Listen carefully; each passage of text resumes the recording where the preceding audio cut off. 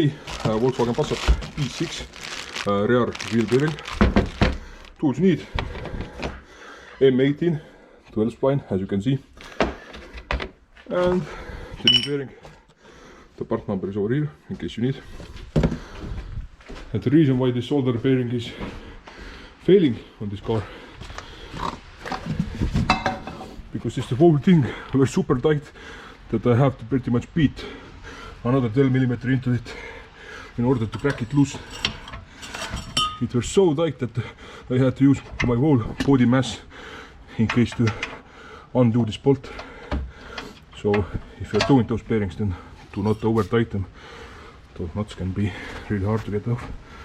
So I'm starting to remove this, because this was the culprit. And then we take the brake caliper off. Obviously before it use the scanner to get just okay. Increasing. You can hear the sound. Just winding them back.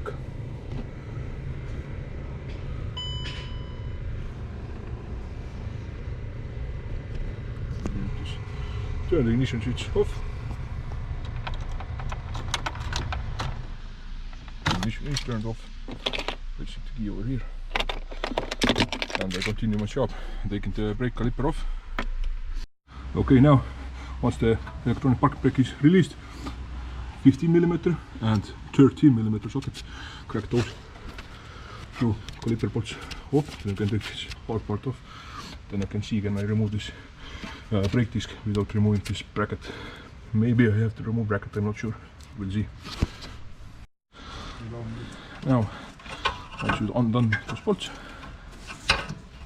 take the spray bar and gently pull this away.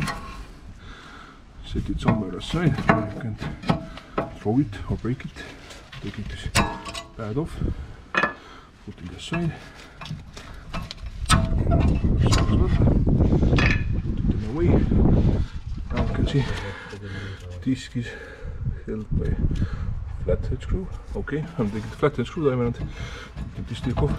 The flathead screwdriver, I'm going to screw it out. I think this bolt is replaced by somebody before. Take the screw out, don't lose it, place it somewhere where you can find it later, and let's see.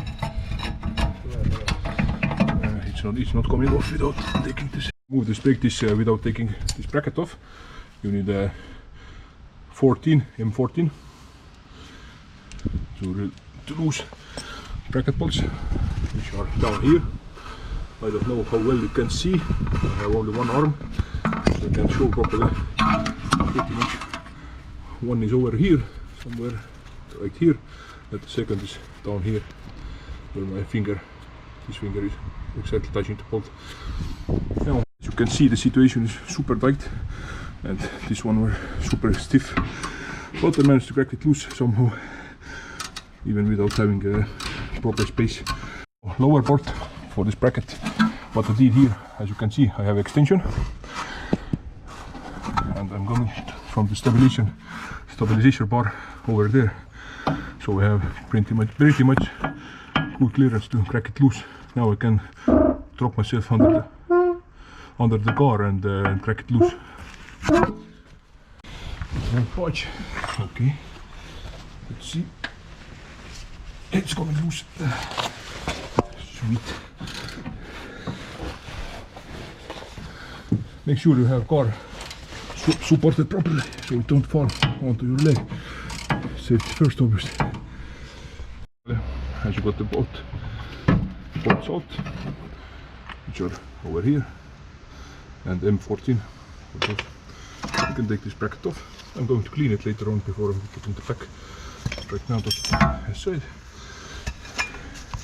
And here we have failed wheel bearing. Obviously I have not a little bit cracked it loose, but you can hear.